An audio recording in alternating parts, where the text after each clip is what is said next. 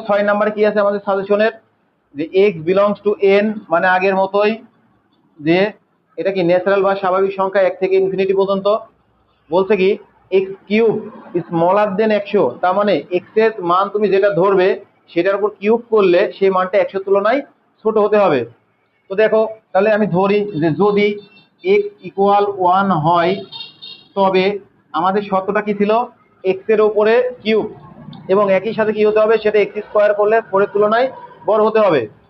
তাই যদি হয় তাহলে এক্স স্কোয়ার আছে না, বসাও এক্স স্কোয়ার, তার মানে কত হবে, 1 এর উপর স্কোয়ার মানে কত 1। এই যে 1টা পাইলাম, সেটা কি হতে হবে, 4 এর তুলনায় বড় অথবা সমান। তো মানটা বসাও, দেখো 4 এর তুলনায় বড় অথবা সমান কি হয় বলো, 1 কি 4 এর তুলনায় বড় অথবা সমান? এটা বড়ও না সমানও না, তার মানে এটা উত্তর হবে না। তাহলে যেহেতু আমি দেখতেছি এই উত্তরগুলো আমার সেটাই হবে যেটা আমার একই সাথে দুইটা সত্য মানবে।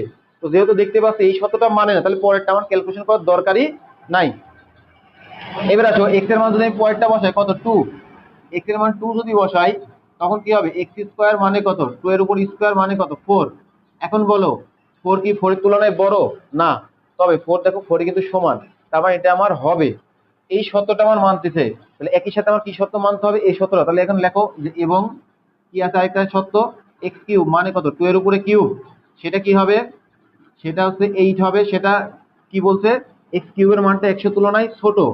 তো দেখো এখানে কি হচ্ছে, 8 কি 100 তুলনায় ছোট না, অবশ্যই ছোট। তার মানে আমি দেখতে পাচ্ছি এখানে আমার 2 উত্তরটা হচ্ছে। তাহলে এখান থেকে আমি দেখো বলতেই পারি যেখানে যেখানে আমাদের 2 নাই সেগুলো আমাদের উত্তর হবে না। এখানে কি 2 আছে, নাই, তার মানে এই উত্তর হবে না। এখানে কি 2 আছে, নাই, তার মানে এই উত্তর হবে না, কারণ আমি দেখতে পাচ্ছি এখানে আমার উত্তর 2 হবে। তাহলে যেখানে 2 নাই সেটা আমি আগেই বাদ দিয়ে দিই। তাহলে এখন আমার হাতে অপশন থাকলো কয়টা, এই দুইটা। এখন দেখো তোমার এত কত সময়, যেহেতু আমরা এমসিকিউ করছি, আমরা দেখবো সব থেকে কম সময় কিভাবে করা যায়। এরপর দেখো 3 আছে, 3 আছে, তার মানে বোঝাই যাচ্ছে 3 দুই জায়গাতে উত্তর হবে। তাহলে আমার দেখতে হবে কি এখন 4 আর 5 এর ভিতর কোনটা হবে কোনটা হবে না। তাহলে আমি কি করব, সবার আগে 5টাকে ক্যালকুলেশন করি, তাহলে আমার জন্য বুঝতে সুবিধা হবে। যেহেতু এটা বড়, কারণ এটা সত্য যদি না হয় এটা হবে, আর এটা যদি হয় তাহলে এটা হবে না। তাহলে বসাও যে এক্স যদি তোমার 5 হয়, এক্স এর মান 5 হলে তাহলে এক্স স্কোয়ার মানে কত, 25, যেটা আমার 4 এর তুলনায় বড় অথবা সমান, এই সত্য মানে।